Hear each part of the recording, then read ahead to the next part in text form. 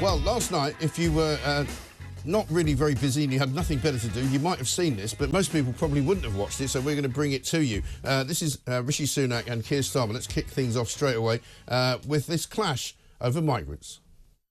Because they're not being processed, they cannot be returned to where they came from. Can they, Prime Minister? If he wants to correct now's his chance to do it. They cannot be returned. Well, do you know where these people come from? No, he's not answering the question. Do you know where they come from? Iran, you can see. Syria, Afghanistan. So when Keir Starmer says he's going to return people, is he going to sit down? Are you going to sit down with the Iranian ayatollahs? Are you going to try and do a deal with the Taliban? It's completely nonsensical what you are saying, right? You are taking people for fools, right? I think that these people should not stay on our country. They will be on planes to Rwanda. That's what I will do with them. You still can't answer the question. What will you do with them? There's an awful lot of that sort of exchange. Rafe Heydel-Mankoo is here. Very good morning to you. The Express picks it up and says, you know, 9 times he refused to answer a question or was unable to answer a question. And actually, Rishi Sunak gets a round of applause there, which he hasn't had for a long time. Yeah, I mean, you know, Dr. Johnson said when a man knows he's going to be hanged in a fortnight, it concentrates his mind wonderfully. It seems that 1 week away from his own hanging, yes, Sunak has finally found his chutzpah. Yes. And I'm no fan of the Tories, and I think they need to get a sharp, rude awakening at this election. But if he had been like this from the outset of this campaign, a lot of people are saying that, then you certainly could have seen a much smaller gap between him and the Labour Party. And yes, it just reveals our next Prime Minister is going to be a very wooden, uncharismatic person who's not very good hanging, standing and thinking on his feet, but also somebody who clearly doesn't have a real plan for action.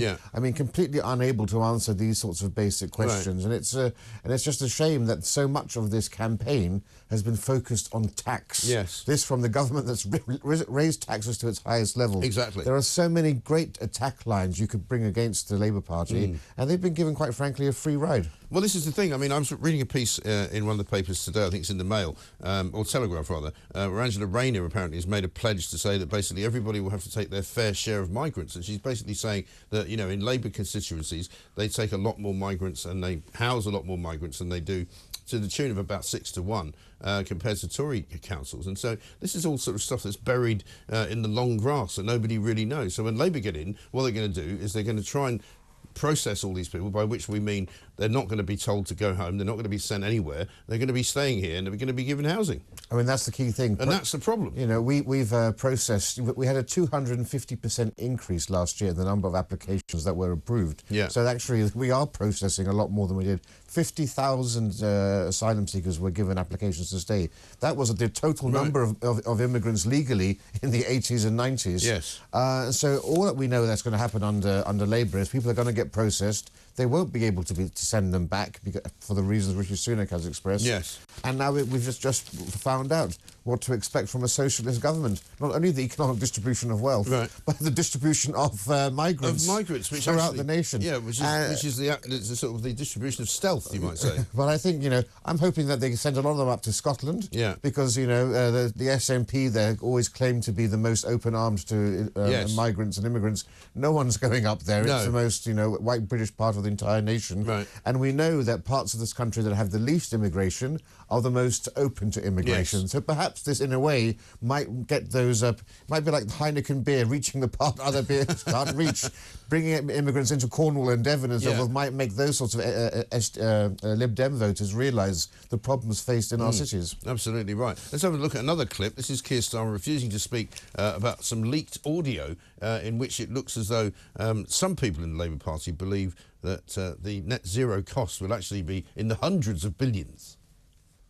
What the Chancellor did this morning was ask his opposite number, Keir Starmer's Shadow Chancellor, to rule out raising all your taxes beyond what they've already announced in the first budget. And the Shadow Chancellor wasn't able to do that today. That's what the Chancellor did today. But you don't have to listen to me. Just go online, go to the Telegraph website, because we've just found a recording that they have put out there from the Deputy Chancellor from the Labour Party admitting that their plans will cost hundreds of billions of pounds. I'm just going to explain something to anyone who hasn't seen this today. That is going to cost all of you thousands of pounds of tax rises. That's why I say Keir Starmer and the Labour Party are not being straight with you. So do not surrender to their tax rises. So do not surrender to their tax rises. I mean, it has been an awful lot about tax, and as you say, but the trouble is the arguments about tax are sort of nebulous because people don't know what the tax is that they're not going to pay now, that they might be paying in the future. It's hard to kind of encapsulate that. Well, yeah, and both, you know, as we know from the Institute for Fiscal Studies, both the Tory and Labour manifestos are being completely dishonest with the public. You know, it doesn't really matter for Rishi Sunak because he knows he's not going to form the next government. He can make whatever promises he wants to. But the Labour Party is going to be tested on all of this.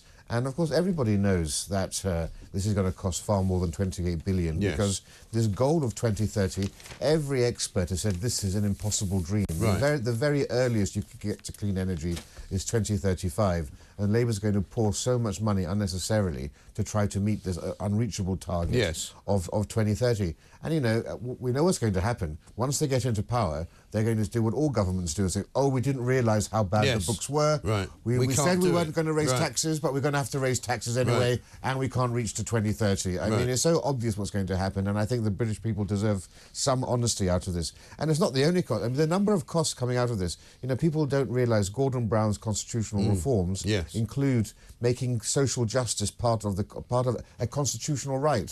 Things like healthcare and education, but also the right to welfare payments. And that includes migrants will have the constitutional right.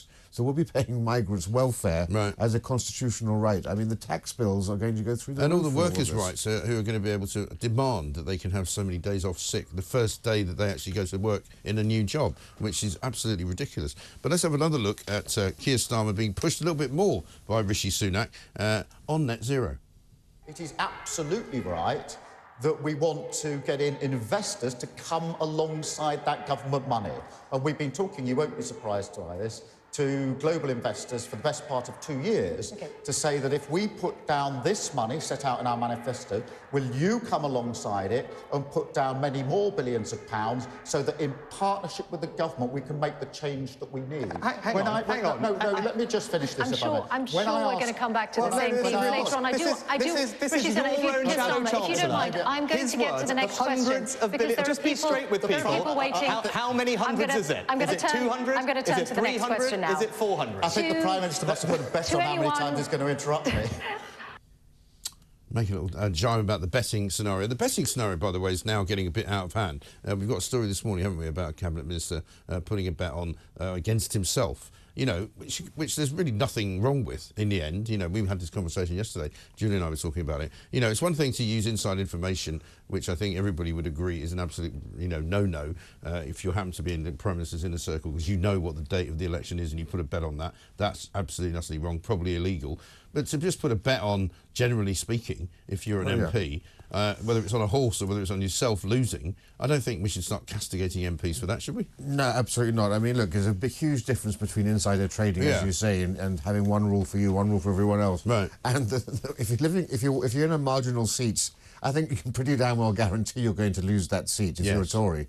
So Phil Davis put an £8,000 bet on. If I had £8,000 to spare, I'd put the same bet on. As long as you didn't put on his expenses. But we've all got, but we all have the same knowledge. We all know we can access the same polling. So I don't see why there's an issue at all. I mean, it's not a great boost for the Tory party in the run up to an election. No, they're betting against themselves. Even they don't think they're going to win. I mean, there is that situation there. But stay exactly where you are. We're going to come back with Rafe, and we're going to talk about some of the other stories in the papers.